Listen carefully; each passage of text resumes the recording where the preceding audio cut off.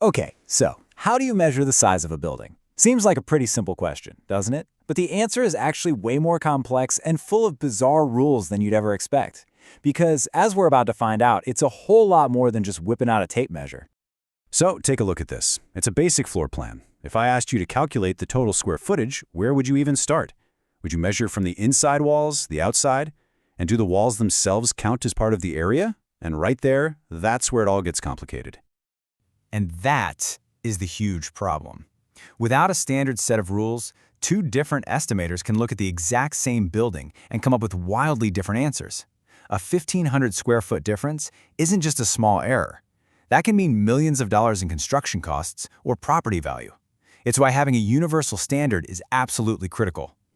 So, to put an end to all this chaos, the industry came up with a pretty elegant solution: a single official rule book. This document makes sure that no matter who you are or where you are in the world, you're measuring a building the exact same way as everyone else. And here it is. It's called the AACE Recommended Practice 13S-90. This is the gold standard for everything from cost estimating to real estate deals.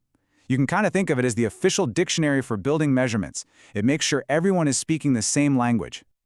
So what's the #1 most fundamental rule in this whole book? Well, it all comes down to where you start measuring. And trust me, it's probably not where you think.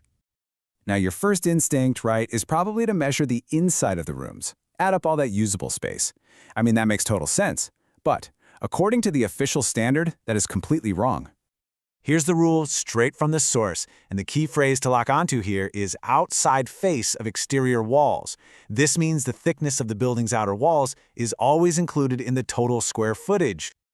What's really clever about this rule is how much it simplifies things. You don't have to worry about subtracting a little bit of area for a recessed window or adding a bit for a column that sticks out. You just draw a nice clean line around the absolute perimeter of each floor. Simple as that. Okay, so we start from the outside. Got it. But now, this is where things get really interesting and, frankly, a little weird. Let's dig into what specific spaces actually get counted towards that final number. Let's think about this for a second. What do you do with a space that's, well, it's part of the structure, but it's also open to the air? Does a covered porch count? What about a balcony? Are they part of the building's total area or not? The answer is yes, but, and this is the crazy part, only half. The rule says that any covered floor area that's open to the atmosphere, like a porch or a balcony, gets included at 50% of its total area. So, a 200 square foot porch, it only adds 100 square feet to the final tally. And it doesn't stop there. The rules get even more granular. Take a crawl space, for example. If you can stand up in it, if it's more than 6 feet high, you include 100% of its area. But if it's shorter than 6 feet, you only get to include 50%. The height of a space can literally change the square footage of a building. How wild is that? All right, here's another puzzle for you. Imagine a huge 2-story gymnasium or a grand theater with these massive soaring ceilings. Do you get to count that floor space twice? Once for the ground floor and again for the upper level because it takes up all that vertical space? Nope, not a chance. You only get to count it one time at the actual floor level. There are no bonus points for having super high ceilings. Okay, so what about all that vertical space that's basically just air? You know, like stairwells, elevator shafts, duct shafts. You'd think, logically, you'd subtract that area, right? Well, the rules say no. In fact, it's the opposite. These vertical openings are actually included in the floor area on every single floor they pass through. But then, there are things that count for a big, fat zero. Unroofed patios, any exterior steps, chimneys, even big roof overhangs. They all add 0 square footage to the building's area. The key takeaway here? If it's not a covered floor area, it just doesn't count. Period. Okay, so we've gone through all these quirky rules, we've measured from the outside, we've added our 50% porches, and now we have our total building area. But we're not done yet, because now we have to break that number down to really understand the building. See, that total number gets divided up into 4 main categories.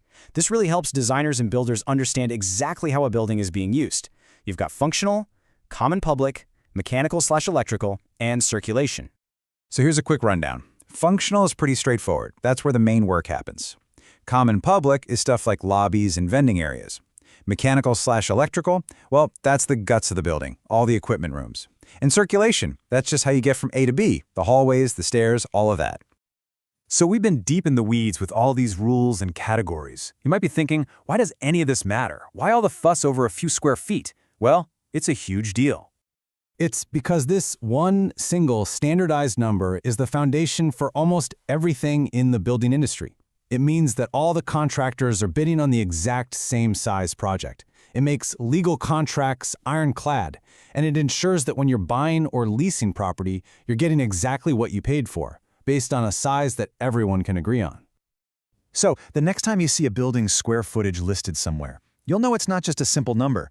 You'll know about the hidden logic behind it. The porches that only count for half, the elevator shafts that count on every single floor.